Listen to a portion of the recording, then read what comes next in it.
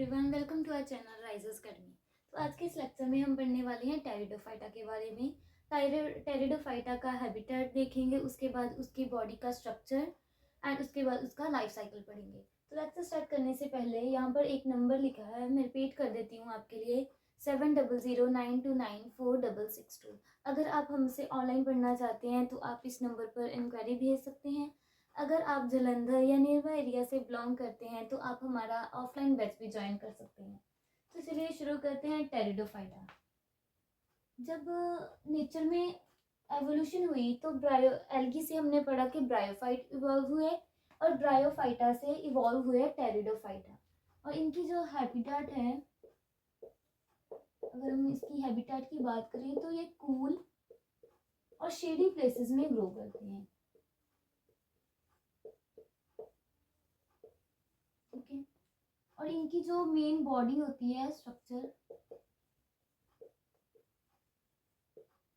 इनकी बॉडी जो मेन हमको डोमिनेंट स्टेज दिखाई देती है वो स्पोरोफिटिक होती है।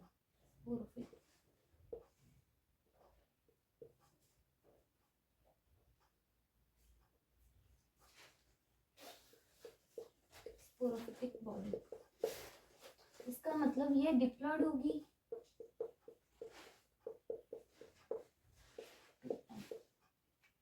ठीक है, और इसमें हम दो तरीके के, इनको दो ग्रुप्स में डिवाइड किया गया है। एक हो गया फर्न्स एंड हॉर्सटेल्स।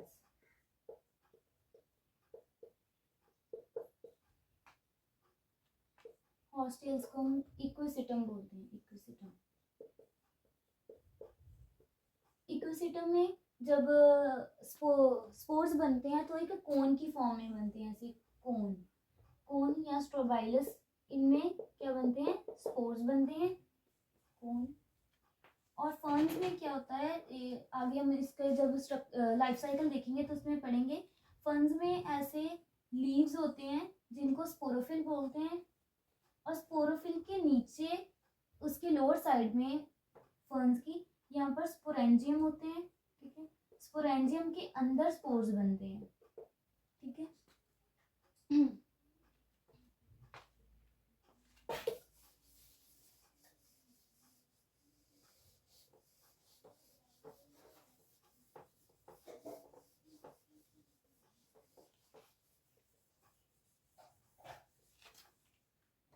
और जो टेरिडोफाइटा है,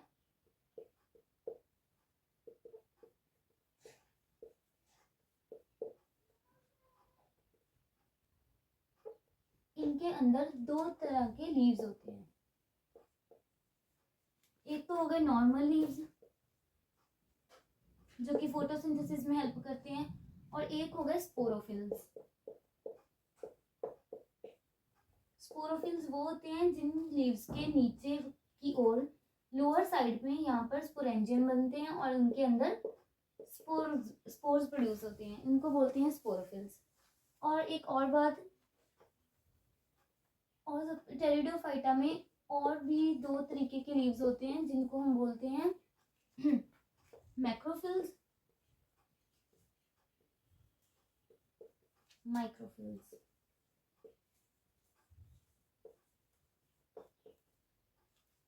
मैक्रोफिल्स की एग्जांपल है, जैसे कि फर्न्स में बड़े बड़े लीव्स होते हैं तो उनको मैक्रोफिल्स बोल देते हैं, और माइक्रोफिल्स जैसे कि स्लेजिनेला, उसमें छोटे छोटे लीव्स होते हैं, जैसे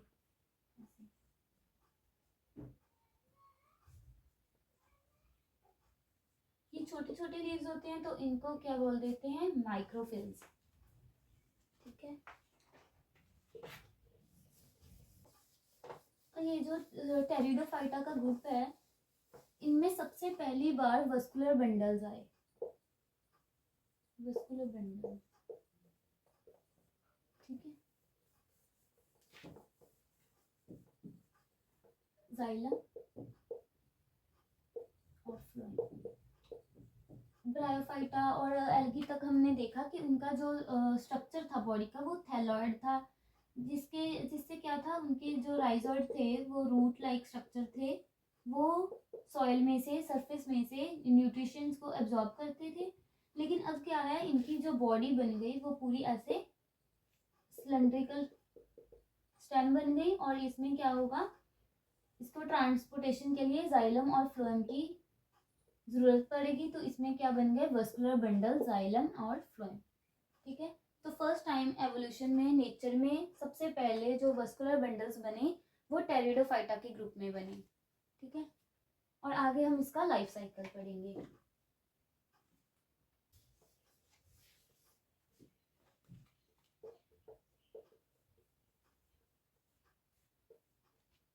लाइफ साइकिल में क्या होता है, सबसे पहले हमने देखा कि इसकी बॉडी, जो मेन बॉडी डोमिनेट करती है, डोमिनेटिंग बॉडी, वो स्पोरोफिटिक होती है। ये मान लीजिए हमने बना दिया फर्न। ठीक है, फर्न में कुछ इस तरह से लीव्स होते हैं, ये स्पोरोफिटिक बॉडी है। 2n, ये हमने एक इसका लीफ लिया और इसके अंदर स्पोरेंजियम के अंदर स्पोर्स। ये स्पोर्स कैसे बनेंगे, माइटोसिस से। इनके अंदर माइटोसिस होगी क्योंकि ये 2n है, तो यहाँ पर स्पोर्स क्या बनेंगे, सॉरी मायोसिस होगी।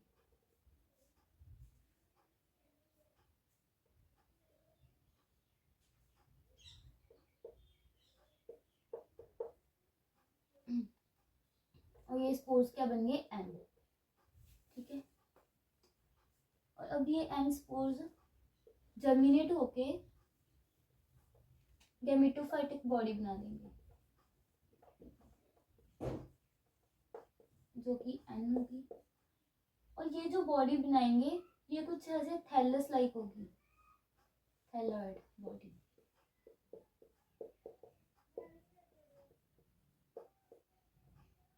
इनमें क्या होगा, रूट, स्टेम,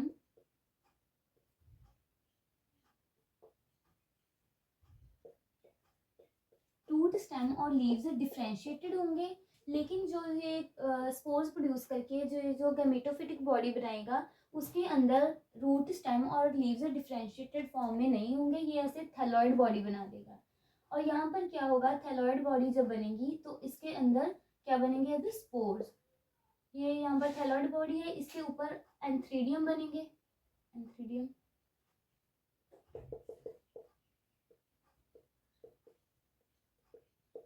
एंथ्रीडियम के अंदर मेल गैमीट्स। ठीक है, और यहाँ पर आर्किगोनियम के अंदर आर्किगोनियम,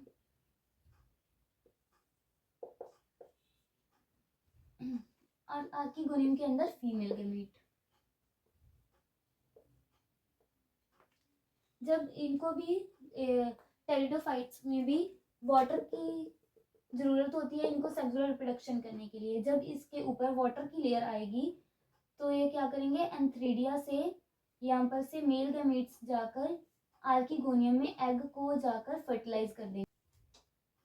जब ये यहाँ पर आके एग को फर्टिलाइज कर देंगे तो इसमें क्या होगा, ये जहाँ पर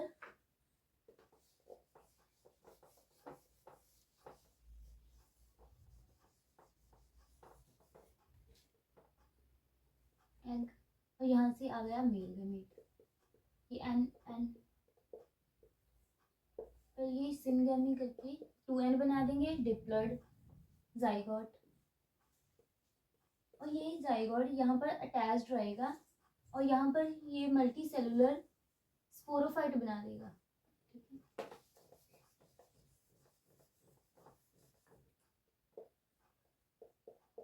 मल्टी सेलुलर बॉडी स्पोरोफाइट।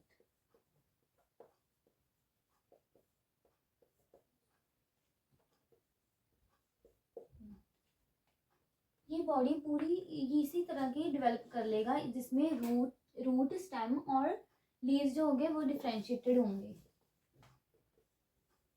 यहाँ पर इसको लिखेंगे फुट, उसके बाद स्टेम और आगे ऐसे लीव्स बनना शुरू हो जाएंगे।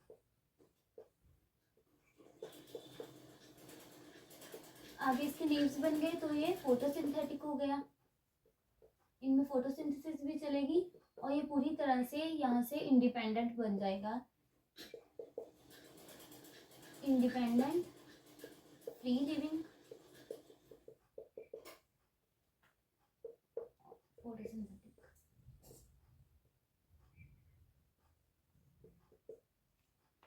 ठीक है, और इस तरह से ये पूरी स्पोरोफाइटिक बॉडी बना देगा। और यहाँ पर ये जो बना था हमने बनाया था गैमेटोफाइट, इसको हम प्रोथैलस बोलते हैं। ये ग्रीन कलर का होता है और ये भी फ्री लिविंग रहता है, यहाँ से स्पोरोफिटिक बॉडी से अलग रह सकता है और इसमें भी फोटोसिंथेसिस होगी। ठीक है, ये हमने देखा इसका पूरा लाइफ साइकिल। इसका जो लाइफ साइकिल है उसको भी हम हैप्लोडिप्लॉन्टिक बोलते हैं।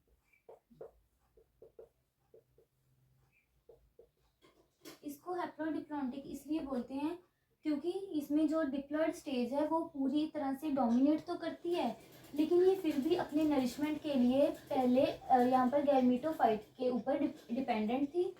ठीक है, इसीलिए हम इसको हैप्लोडिप्लॉन्टिक लाइफ साइकिल बोलते हैं, लाइफ साइकिल।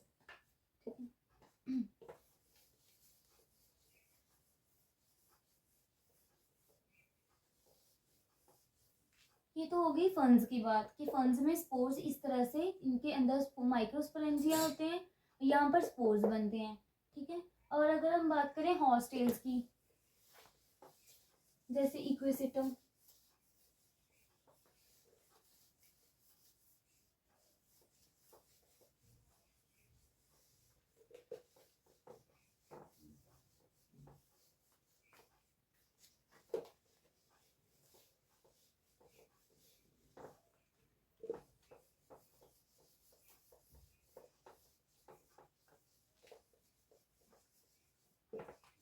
ये बना दिया हमने।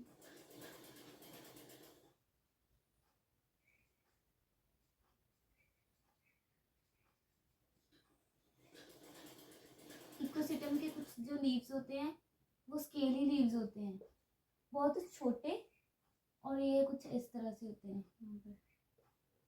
और इसके ऊपर एक स्ट्रक्चर बनता है जिसको हम स्ट्रोबाइलस बोलते हैं, स्ट्रोबाइलस या कोन। इसके अंदर क्या होते हैं, स्पोरोफिल्स होते हैं। स्पोरोफिल्स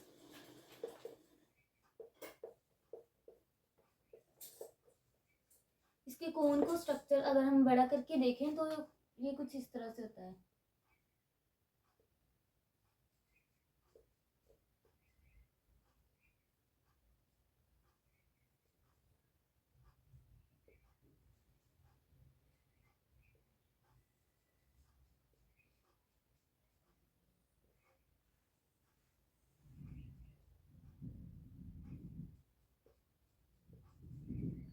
ठीक है, ये आगे ऐसे बड़ा होता जाता है।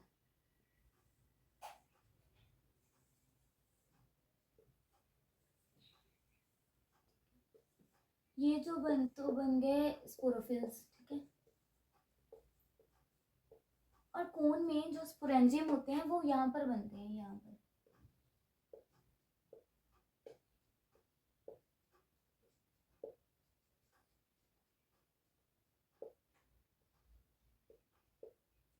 और ये जो स्पोरेंजियम बनते हैं ये बिगर साइज के होते हैं और ये स्मॉलर साइज के, स्मॉलर बिगर।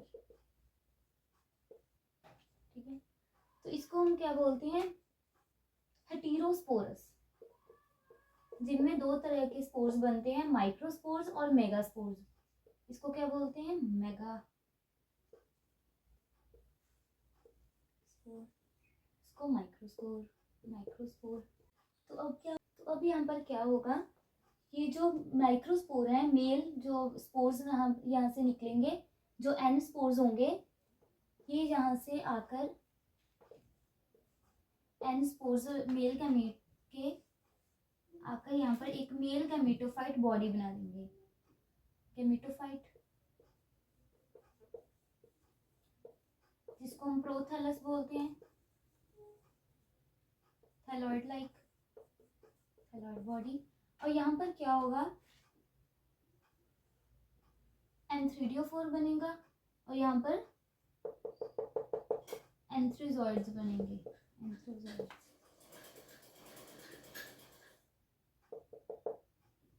ये गैमेट्स होंगे तो ये भी क्या होंगे, एन। और ये पूरी बॉडी क्या बनेगी, बन जाएगी एन से, माइटोसिस होकर इसमें एन से पूरी गैमेटोफाइट बॉडी बनेगी और उसके बाद एंथ्रोजॉइड्स बनेंगे, ठीक है। लेकिन इस मेगास्पोर्स में इस तरह से फीमेल गैमेटोफाइट यहाँ पर नहीं बनेगा। इसमें क्या होगा, ये जो मेगास्पोर्स हैं फीमेल, ये यहीं पर रह के, यहीं पर माइटोसिस करके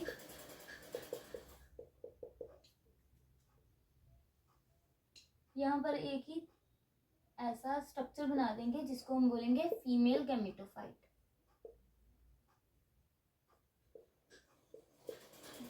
अब यहाँ से क्या होगा, ये जो एंथ्रोजॉइड्स हैं ये यहाँ पर आकर एग को फर्टिलाइज कर देंगे और एग को यहाँ पर क्या बन जाएगा, एक मिनट, यहाँ पर फीमेल गैमेटोफाइट है, यहाँ पर आर्किगोनियम बनेगा।